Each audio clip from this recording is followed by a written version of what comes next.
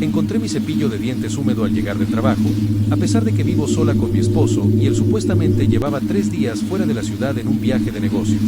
Ese pequeño detalle, esa insignificancia de unas cerdas mojadas en el baño principal, fue la primera grieta en lo que yo consideraba una vida perfecta, pero en ese momento, mi mente se negó a aceptar lo que mis ojos veían. Me convencí de que era yo, que quizás lo había usado por la mañana y no se había secado bien, o que el estrés del trabajo me estaba jugando una mala pasada. Porque eso es lo que hacemos cuando amamos ciegamente. Justificamos lo injustificable para no tener que enfrentar la realidad de que la persona que duerme a nuestro lado es un completo desconocido. Mi matrimonio no era solo estable, era el ejemplo a seguir para todos nuestros amigos. Éramos ese equipo sólido que sobrevivía a todo, o al menos eso era lo que él me hacía creer cada día con sus palabras dulces y su aparente devoción. Sin embargo, después del incidente del cepillo, algo dentro de mí cambió. Una alarma silenciosa se encendió en mi instinto y ya no pude apagarla. Empecé a notar cosas que antes pasaba por alto. Al principio eran detalles absurdos, casi imperceptibles. Un cojín del sofá que estaba en un ángulo diferente al que yo lo había dejado, la posición de las cortinas, o ese olor casi indetectable que flotaba en el aire cuando yo entraba a casa, un aroma que no era el mío ni el de él, una fragancia dulce y barata que se desvanecía en segundos pero que dejaba un rastro de náuseas en mi estómago. Decidí no decir nada. ¿Qué le iba a decir? ¿Qué estaba paranoica porque los cojines se movían solos? Sabía que si lo confrontaba sin pruebas, él usaría su arma favorita, la manipulación emocional. Me diría que estaba loca, que necesitaba descansar, que mi ansiedad estaba arruinando nuestra paz. Así que opté por el silencio, convirtiéndome en una observadora en mi propia casa, vigilando mi propio santuario como si fuera un territorio hostil. La tensión empezó a comerme por dentro. Cada vez que él llegaba a casa, yo analizaba sus movimientos, su ropa, su teléfono. Él seguía siendo el mismo hombre encantador de siempre, preguntándome cómo me había ido el día, preparándome la cena, besándome la frente con esa ternura que ahora me parecía ensayada. Pero hubo una noche en la que la duda dejó de ser una sospecha para convertirse en una certeza fría y dolorosa. Estábamos cenando y su teléfono vibró sobre la mesa. No lo miró, simplemente lo volteó boca abajo con una naturalidad que me heló la sangre. No fue el gesto de esconder algo con pánico, fue la calma con la que lo hizo, como si fuera un protocolo que ya tenía interiorizado. Le pregunté quién era, intentando que mi voz no temblara, y él me sonrió, esa sonrisa que yo amaba, y me dijo tranquilamente que era solo una notificación del banco. Pero yo sabía que el banco no manda mensajes a las 11 de la noche un domingo. Esa noche, mientras él dormía profundamente a mi lado, respirando con la paz de los justos, yo me quedé despierta mirando el techo, sintiendo como el miedo se transformaba en una rabia silenciosa. Me levanté sigilosamente y fui al baño, el lugar donde todo había empezado con ese maldito cepillo de dientes. Abrí el botiquín buscando algo para el dolor de cabeza y allí, escondido detrás de mis cremas faciales, en el rincón más oscuro del estante que él nunca usaba, encontré algo que me cortó la respiración. No era una joya, ni una carta de amor, ni nada romántico. Era un ticket de compra de un supermercado cercano a nuestra casa, con fecha de hacía 2 días, el día exacto en que él me había jurado por videollamada que estaba atrapado en una reunión interminable en otra ciudad. Guardé ese ticket como si fuera una evidencia criminal, con las manos temblando tanto que apenas pude volver a cerrar el botiquín sin hacer ruido, sintiendo que el aire del baño se había vuelto repentinamente denso y asfixiante. Regresé a la cama, pero la imagen de ese papel con la fecha y la hora impresa se había grabado en mis retinas a fuego. Él no estaba en una conferencia a cientos de kilómetros, estaba aquí, a 2 calles de nuestra casa, comprando vino y quesos finos mientras yo pensaba que estaba trabajando duro por nuestro futuro. Me acosté dándole la espalda, sintiendo una repulsión física que nunca había experimentado, como si su sola presencia irradiara un calor tóxico que me quemaba la piel. La mañana siguiente fue una actuación digna de un premio por mi parte, pues me levanté, preparé el café y lo escuché entrar a la cocina con esa sonrisa relajada y fresca, ajeno totalmente al huracán que estaba destruyendo mis entrañas y reescribiendo nuestra historia. Me besó en la mejilla y tuve que usar toda mi fuerza de voluntad para no apartarme bruscamente o gritarle en la cara. Me preguntó si había dormido bien y le mentí mirándolo directamente a los ojos, dándome cuenta con horror de lo fácil que se vuelve mentir cuando la confianza ya está muerta y enterrada. Salí de casa para ir al trabajo, pero no pude concentrarme en absoluto. Mi mente repasaba obsesivamente cada conversación reciente, cada viaje supuestamente de negocios, cada vez que él se ofrecía amablemente a quedarse en casa cuidando al perro cuando yo salía con mis amigas. La paranoia se apoderó de mí de una forma visceral. ¿Cuántas veces había sucedido esto? ¿Cuántas veces había estado otra persona sentada en mi sofá, bebiendo de mis tazas favoritas, caminando descalza por mis alfombras y respirando mi aire? La idea de la invasión a mi privacidad verdad me dolía más que la posibilidad de la infidelidad misma. No era solo sexo, era una violación sistemática de mi espacio sagrado, de mi refugio. Decidí que necesitaba ver con mis propios ojos lo que mi intuición ya gritaba. Necesitaba una confirmación visual que destruyera cualquier esperanza ridícula que aún albergara mi corazón. Esa tarde, inventé una excusa meticulosa para llegar mucho más tarde de lo habitual, diciéndole por mensaje que tenía una crisis en la oficina y que probablemente llegaría pasada la medianoche. Quería darle espacio, quería darle seguridad, quería ver si se relajaba lo suficiente para cometer un error fatal. Pero en lugar de quedarme en la oficina, estacioné mi auto a 3 cuadras de casa, en un lugar oscuro desde donde podía ver la entrada del garaje, pero nadie podía verme a mí, convertida en una espía de mi propia vida. Pasaron horas interminables y el frío del coche se metía en mis huesos, pero la adrenalina me mantenía en un estado de alerta doloroso. Vi llegar su coche temprano, mucho antes de su hora habitual de salida del trabajo. Lo vi entrar a la casa y encender las luces de la sala, y luego las de la cocina. Todo parecía una rutina doméstica normal hasta que, 30 minutos después, llegó otro vehículo que se estacionó justo frente a mi puerta. No era un taxi, no era un coche desconocido. Era un modelo común, de color gris, que me resultaba inquietantemente familiar, como si lo hubiera visto de reojo muchas veces en el tráfico o cerca de mi entorno. Una mujer bajó del auto con una naturalidad espantosa. Llevaba una bolsa de supermercado en una mano y, con la otra, sacó un juego de llaves. Tenía sus propias llaves de mi casa. La vi abrir la puerta principal con una familiaridad que me destrozó el alma en 1000 pedazos. No llamó al timbre, no esperó a que le abrieran, no miró a los lados con miedo. Simplemente entró como si viviera allí, como si esa fuera su casa y yo fuera solo un fantasma que pagaba la hipoteca. En ese momento, sentí que el suelo se abría bajo mis pies y la realidad me golpeó con una brutalidad insoportable. Yo no estaba perdiendo a mi esposo, yo estaba siendo desplazada de mi propia existencia. Me quedé paralizada en el asiento del conductor, incapaz de moverme, incapaz de respirar, viendo cómo la silueta de ella se cruzaba con la de mi esposo en la ventana de la sala para recibir un abrazo de bienvenida, y entonces, él cerró las cortinas. Esas mismas cortinas que yo había elegido con tanta ilusión para protegernos del mundo exterior, ahora servían para protegernos a mí de su mundo secreto. Me quedé allí, escondida detrás de un arbusto en mi propio jardín, sintiéndome como una ladrona a punto de robar en una casa ajena, cuando la realidad era que me estaban robando la vida entera. La luz de la cocina se filtraba por una pequeña rendija donde las cortinas no habían cerrado del todo, una línea de luz amarilla que se convirtió en mi única conexión con la verdad. Me acerqué con el corazón latiéndome en la garganta, con ese miedo primitivo de ver algo que no podrías olvidar jamás. Lo que vi no fue una escena de pasión desenfrenada, ni sexo salvaje sobre la mesa, que, irónicamente, hubiera sido más fácil de perdonar o al menos de entender. Lo que vi fue mucho peor, vi intimidad. Los vi preparando la cena juntos. Ella cortaba verduras con mis cuchillos, usando la tabla de picar que mi madre me había regalado, y él estaba a su lado, abriendo una botella de vino, riéndose de algo que ella decía. Se movían por la cocina con una coreografía perfecta, sincronizados, como si llevaran años cocinando juntos en ese espacio. No chocaban, fluían. Él le pasó una copa de vino y, al hacerlo, le apartó un mechón de pelo de la cara con una delicadeza que me provocó ganas de vomitar allí mismo, sobre el pasto húmedo. Ese gesto, esa maldita suavidad, me dolió más que cualquier traición física. Él estaba dando a ella la versión de sí mismo que yo llevaba años extrañando, el hombre atento, cariñoso y presente que supuestamente había desaparecido por el estrés del trabajo. Y entonces, ella se giró hacia la ventana, riendo a carcajadas, y la luz le dio de lleno en la cara. Me tuve que tapar la boca con ambas manos para ahogar un grito de horror puro. No era una desconocida. No era una compañera de trabajo anónima ni una extraña que había conocido en un bar. Era Marcela, la esposa de uno de sus mejores amigos, una mujer que había estado en mi casa docenas de veces, con la que yo había compartido cafés, confidencias y hasta consejos matrimoniales. Marcela, la que siempre me decía que yo tenía suerte de tener un marido tan trabajador, la que me abrazaba en los cumpleaños.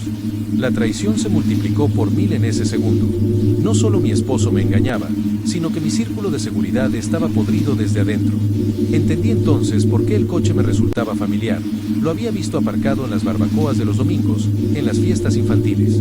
Estuve a punto de romper el vidrio, de entrar gritando y destrozar su pequeña fantasía doméstica, pero algo me detuvo. El teléfono en mi bolsillo vibró. Lo saqué temblando. Era él. Me estaba llamando mientras ella estaba a 2 metros de él. Me alejé de la ventana, retrocediendo hacia la oscuridad de la calle para contestar, obligando a mi voz a salir normal, aunque sentía que me estaba tragando vidrios rotos. «Hola», dije, y me sorprendió lo calmada que soné. «Hola, mi amor», respondió él con esa voz tranquila, con música de jazz sonando suavemente de fondo, la misma música que yo estaba escuchando a través de la ventana hace segundos. «Solo quería saber si ya venías. Te extraño. Estoy aquí viendo una película aburrida y pensando en ti». La mentira fluyó de su boca tan dulce, tan fácil, mientras yo veía su sombra a través de la cortina brindando con Marcela. En ese instante, algo dentro de mí murió para siempre. La mujer ingenua que creía en el amor incondicional dejó de existir, y en su lugar nació una mujer fría, calculadora y aterradoramente lúcida. Le dije que llegaría tarde, que no me esperara despierto. No entré a la casa. Me subí a mi auto, me sequé las lágrimas con rabia y arranqué el motor. No iba a hacer un escándalo esa noche. No les iba a dar el gusto de verme loca y emocional. Iba a destruirlos, pero iba a hacerlo con la cabeza fría. Regresé a casa esa madrugada sintiendo que entraba en la escena de un crimen que ya había sido limpiado meticulosamente. Todo estaba en su sitio, los cojines acomodados, los platos lavados y guardados, pero el aire seguía cargado con esa electricidad estática de la traición. Me deslicé en la cama junto a él, conteniendo la respiración, y cuando él, dormido, estiró el brazo para abrazarme, sentí una repulsión tan violenta que tuve que morderme la lengua para no gritar. Le dije que me sentía enferma, que creía tener fiebre, y me aparté al borde del colchón. Esa fue la primera de muchas mentiras que tejí durante la semana siguiente. Me convertí en una actriz digna de un Oscar en mi propia vida. Me levantaba, sonreía, le preparaba el desayuno y le preguntaba por sus reuniones, todo mientras mi cerebro trabajaba a 1000 revoluciones por hora planeando mi siguiente movimiento. No podía simplemente gritarles y echarlo. Si lo hacía así, él negaría todo, diría que soy una celosa histérica y, lo peor, tendrían tiempo de cubrir sus huellas financieras. Porque si algo había aprendido de los casos de divorcio que leía en internet, es que cuando el corazón se rompe, el bolsillo es lo siguiente que ataca. Aproveché una mañana en la que él se metió a la ducha y dejó su laptop abierta en la mesa del comedor. Mis manos sudaban frío mientras tecleaba, no buscando fotos, sino números. Lo que encontré fue mucho más devastador que cualquier imagen explícita. No solo se estaban acostando juntos, estaban construyendo una vida paralela con mi dinero. Encontré transferencias bancarias mensuales a una cuenta a nombre de Marcela bajo conceptos ridículos como asesoría externa, retiros de efectivo constantes y, lo más doloroso, un archivo compartido en la nube titulado Proyecto Libertad. Al abrirlo, sentí que la sangre se me iba a los pies.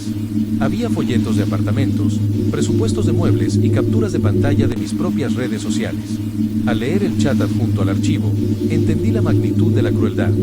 No era solo amor lo que tenían, era desprecio hacia mí. Marcela le escribía cosas como: ¿ya se tomó sus pastillas la loca? Necesitamos que parezca inestable para cuando des el paso.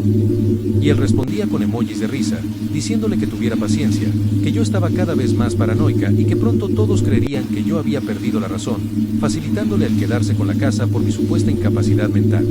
Ahí fue donde el dolor se transformó en una estrategia militar. Ellos no solo querían estar juntos, querían destruirme, querían dejarme sin nada y, encima, con la reputación de una mujer desquiciada para que nadie creyera mi versión. Cerré la computadora justo cuando escuché que el agua de la ducha se detenía. Mi corazón latía tan fuerte que pensé que él podría escucharlo desde el baño. Volví a sentarme en el sofá, tomé una revista y fingí leer, pero mis ojos no veían las letras. En ese momento tomé una decisión irreversible. No iba a confrontarlo en privado. No iba a permitir que me manipulara con su voz suave ni que me hiciera dudar de mi cordura. Iba a exponerlos, pero no como ellos esperaban. Recordé que el viernes siguiente, en solo 2 días, teníamos una cena de aniversario organizada por nuestros amigos en común. Marcela iba a estar ahí. Su esposo, el mejor amigo de mi marido, iba a estar ahí. Todos nuestros testigos iban a estar ahí. Iba a ser el escenario perfecto. Durante los siguientes 2 días, me dediqué a recopilar todo. Imprimí los estados de cuenta, guardé las capturas de chat en una memoria USB y contraté a un abogado agresivo sin que lo supiera, dándole instrucciones precisas de cuándo notificarle la demanda. La noche de la cena llegó. Me vestí con mi mejor vestido, me maquillé para ocultar las ojeras de no dormir y me puse el perfume más caro que tenía. Él me miró y me dijo: «Te ves hermosa, mi amor». Yo le sonreí, le acaricié la corbata y le susurré: «Gracias. Hoy va a ser una noche inolvidable». No tenía idea de cuánta razón tenía. Subimos al coche y, mientras él conducía hacia el restaurante, yo acariciaba mi bolso, donde llevaba la evidencia que haría estallar su mundo por los aires. El restaurante estaba iluminado con una luz tenue y romántica, el escenario perfecto para celebrar una mentira. Al llegar, Marcela fue la primera en levantarse para saludarme, abrazándome con esa efusividad falsa que ahora me resultaba repulsiva, diciéndome al oído lo hermosa que me veía. Sentí su perfume, el mismo que había olido en mi casa, y tuve que contener una arcada física. Su esposo, un hombre bueno y honesto que no tenía ni la menor idea de que su vida también era una farsa, me saludó con cariño genuino. Nos sentamos. La cena transcurrió entre risas y anécdotas vacías. Mi esposo, en su papel de hombre enamorado, tomó mi mano sobre la mesa varias veces, apretándola suavemente ante la mirada de aprobación de todos. Yo le devolvía la sonrisa, pero por dentro estaba contando los minutos. Llegó el momento del brindis. Él se puso de pie, golpeó suavemente su copa con el tenedor y comenzó un discurso sobre la lealtad, el compañerismo y cómo yo era la luz de su vida. Marcela sonreía con ternura, fingiendo emoción, mientras por debajo de la mesa seguramente rozaba la pierna de mi marido. Cuando terminó, todos aplaudieron. Entonces, me levanté yo. Tengo algo que decir, anuncié con una voz que, para mi sorpresa, no tembló ni un poco. El silencio se hizo en la mesa, esperando quizás un agradecimiento o una noticia feliz. Saqué de mi bolso un sobremanila grueso, sellado. No miré a mi esposo. Miré fijamente a los ojos del esposo de Marcela. No tengo un discurso de amor, dije suavemente, pero tengo un regalo de verdad. Porque creo que la lealtad se demuestra con hechos, no con palabras bonitas. Deslicé el sobre el mantel blanco hasta que quedó frente a él. Ahí está todo, continué, ignorando la confusión en su rostro y el pánico súbito que empezaba a deformar la cara de Marcela y de mi esposo. Están los estados de cuenta, las reservas de hoteles y, lo más importante, las conversaciones donde ambos se burlan de nosotros. Mi esposo intentó levantarse, balbuceando mi nombre, intentando detenerme, pero levanté una mano para frenarlo. Su miedo era palpable, olía a cobardía. No te molestes, le dije fríamente. Mi abogado ya te envió la notificación de divorcio hace 20 minutos. Las cerraduras de la casa ya fueron cambiadas. Tu ropa está en maletas en la casa de tu madre. No hubo gritos, ni copas de vino volando, ni escenas de telenovela. Solo hubo una verdad fría y dura cayendo sobre la mesa como un bloque de cemento. Marcela estaba pálida, paralizada, mirando el sobre como si fuera una bomba. Su esposo lo abrió, sacó la primera hoja y su expresión se transformó de confusión a horror en un segundo. Yo no me quedé a ver el desenlace. No necesitaba ver cómo se destruían entre ellos. Eso ya no era mi problema. Tomé mi bolso, dejé mi anillo de matrimonio sobre el plato de postre intacto y caminé hacia la salida. Sentí las miradas de los otros comensales, escuché a mi esposo llamándome a mis espaldas, pero no me detuve. Al cruzar la puerta del restaurante y sentir el aire frío de la noche en mi cara, esperé sentir dolor, esperé romperme en llanto. Pero lo que sentí fue una ligereza abrumadora. Mis pulmones se llenaron de aire limpio por primera vez en meses. Subí a mi auto, bloqueé sus números en mi teléfono y arranqué. Los meses siguientes fueron duros, no voy a mentir. Hubo días de soledad, de cuestionarme si fui demasiado cruel, de extrañar la rutina. Pero cada vez que la duda asomaba, recordaba la frialdad con la que planearon hacerme pasar por loca, y la pena se convertía en orgullo. Sobreviví a la traición de las dos personas en las que más confiaba y salí más fuerte. No perdí un esposo, perdí a un enemigo que dormía conmigo. Hoy, mi casa es mi santuario de nuevo, mis cortinas cierran mi mundo y mi cepillo de dientes es el único en el vaso. Aprendí que el amor verdadero jamás te hace dudar de tu propia cordura ni te obliga a convertirte en detective dentro de tu propio hogar. El amor es paz, seguridad y refugio, y si te cuesta tu paz mental, entonces el precio es demasiado alto.